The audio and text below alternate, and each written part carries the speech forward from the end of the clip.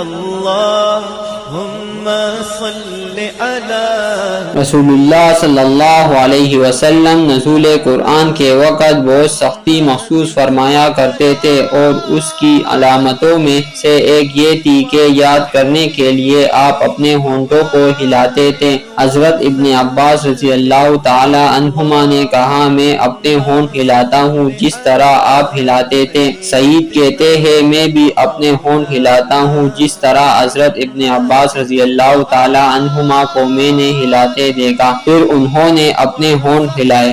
حضرت ابن عباس رضی اللہ تعالی عنہما نے کہا، پھر یہ آیات اتری، لا تحرک بہ لسانک لتعجل بہ ان علینا جمعہ وقرآنہ، کہ اے محمد قرآن کو جلد جلد یاد کرنے کے لیے اپنی زبان نہ ہلاؤ، اس کا جمع کر دینا اور پڑھا دینا ہمارا ذمہ ہے۔ حضرت ابن عباس رضی اللہ تعالی عنہما کہتے ہیں، یعنی قرآن آپ صلی اللہ علیہ وسلم کے دل میں جمع دینا اور پڑھا دینا ہمارے ذمہ ہے۔ پھر جب ہم پڑھ چکے تو اس پڑھے ہوئے کی اتباع کرو۔ حضرت ابن عباس رضی اللہ تعالی عنہما فرماتے ہیں، اس کا مطلب یہ ہے کہ آپ اس کو خاموشی کے ساتھ سنتے رہو، اس کے بعد مطلب سمجھا دینا ہمارے ذمہ ہے۔ پھر یقیناً یہ ہماری ذمہ داری ہے کہ آپ اس کو پڑھو، یعنی اس کو محفوظ کر سکو۔ چنانچہ اس کے بعد جب آپ کے پاس